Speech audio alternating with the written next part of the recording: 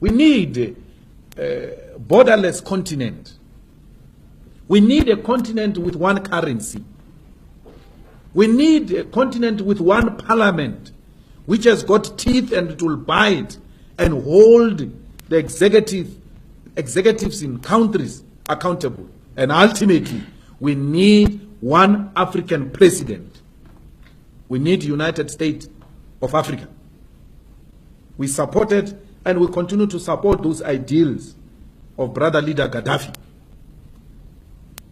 We are following in the footsteps of those leaders. We are not saying they were perfect, some of them, but there are a lot of teachings that come from our leaders in the continent which we can follow because we think they will unite us. This thing was the one thing called Africa. This was one thing. It was divided by colonizers. These borders are artificial borders imposed on us by colonizers. Why do you want to behave like you are owning colonizers' properties? These borders are colonizers' properties, they are not ours.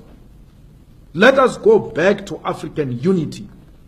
We want one voice, one Africa. We must stop doing away with African hate, which was instilled in us by the colonizers. When you say, hey, there are too many Zimbabweans here, there are too many Nigerians here, hey, you are doing the work of the devil, which is to divide Africans. Be angry with Nigerians and South Africans for doing crimes, the same, Zimbabweans, the same way you are with South Africans who commit crimes. They must be treated the same. It must not be because it's a Nigerian, it's a more crime. If a Nigerian kills a person, that killing is twice. As if the murder by South African is lesser than a Nigerian murder. It's wrong. Crime is crime. Let's deal with it as crime. When it is a white person in South Africa, undocumented, he's called an investor. Not only a white person, including Indians and Chinese. These Guptas didn't have proper papers here. These Guptas didn't have proper papers. No one dared called them Kwerekweres. No one. But if it was my African brothers, we're going to be called Kwerekweres because they don't have papers. Self-hate. It must come to an end. If it means making the EFF lose votes for that, let it lose votes. Lose votes on principle. Not on political expediency of wanting to appeal. This country belongs to Africans in the same way Nigeria belongs to South Africans. Nigeria is South Africa. South Africa is Nigeria. We are Zimbabweans. We need to do away with this nonsensical idea that was imposed on us by colonizers, by Theresa May ancestors, that we must dislike each other. We must do away with that. Theresa May is coming here to make sure that we continue to hate each other. Look at what we are doing now. We are reclaiming our land in South Africa, saying our people must get the land inspired by our brothers in Zimbabwe. Namibia is following. Let the whole of African continent follow and reclaim our land. That's how we are going to gain our independence. And through the ownership of the continental land, we shall then have a true one South Africa. We are unable to unite because we are divided along colonial lines, Francophones and Anglophones. We need to do away with that. We need to love our African brothers in America when they are being slaughtered, in London when they are being slaughtered. They need to know that we love them here in South Africa. They remain our brothers. Love each other everywhere else where you find one another. Protect each other, Africans, because we are in the receiving end of capitalism. Capitalism inherently, it is racist. That's why it's targeting blacks everywhere else where blacks are found. So we need to do away with that. We need to and Commonwealth is actually one of the institutions that perpetuate African divisions. I mean, we still have judges in Kenya, in Zimbabwe, wearing blonde wigs. What is that? What is that? And including some scholars who are lawyers, they are wearing those things. They still wear those things and come and lecture us about decolonization, wearing a wig. Decolonizing Africa starts with simple things. Starts with doing away with apartheid colonial symbols and colonial way of doing things. It must, we must, and even if it's not our generation, generations to come, we must have a language that unites Africans, like Swahili. If Swahili can be developed and it become a continental language, and then we do away with speaking to each other in English, because that's what colonizers did. Divided us, made sure that we don't have a common language to communicate amongst ourselves, and then we use their language to communicate so that they can hear everything we say. So we need to do away with that. If we want Africa, which will be an equal competitor with the West and America. So it is through small things that will realize a total freedom of Africa, not only South Africa. I was very worried with those judges in Zimbabwe.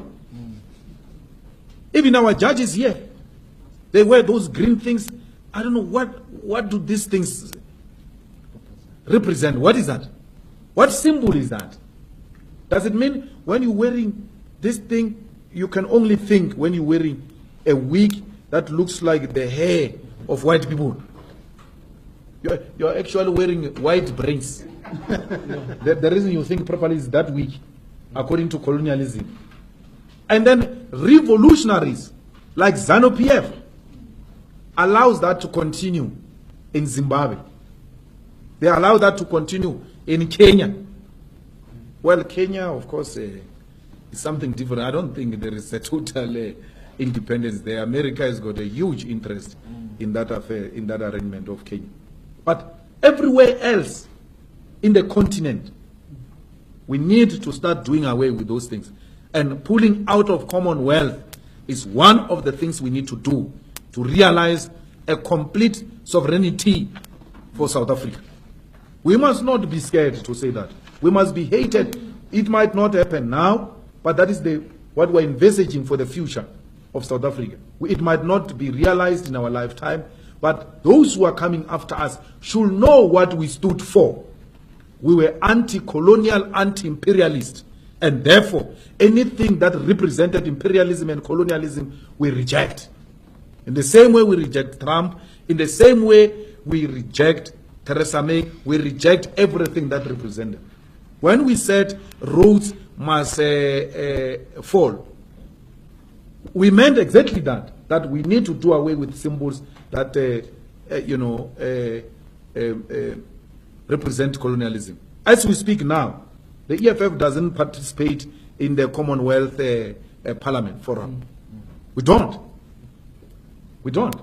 The EFF refuses to participate in multinational organizations that have got close links and relations with imperialism. We refuse. We don't. We don't do that. And our going to London, talking to business people in London, talking to business people in America, everywhere else, is not talking to imperialism. It's talking to individual potential investors. The same thing we can do in Nigeria. The same thing we can do in Kenya. Strengthen African Union. We need to strengthen African Parliament. We need to strengthen African judicial system. We need to trial tyrants here in Africa. We need to trial and jail dictators here in Africa through our own African judicial system. We can do it. We don't need imperialists to come and tell us how we can conduct our affairs in this continent. For that we shall be hated. But let us be killed and hated for what we stand for. We must not be scared to die for the things that we stand for. That's what we represent. That's what we stand for. And not being scared to die. I saw a Muruti that Kenneth Mishwe say, Malema is always surrendered by bodyguards and all that. Not being scared to die doesn't mean you must live a reckless life. Because any leader that lives a reckless life and doesn't protect himself, that leader will compromise the revolution. We need to protect our leadership. But if death comes, Malema must not ask for forgiveness. Malema must tell them, kill me, dog. That's what we are here to do. Kill me. kill me for what I represent. Those should be the last words when you die as a revolutionary. Die with your boots on. Die not apologizing, because the enemy one day will tell the story of your life and they will say these were the last words. The last words of a revolutionary must inspire generations to come to continue the fight for a total economic emancipation of the African continent. Thank you very much. Thank you, sure, you close.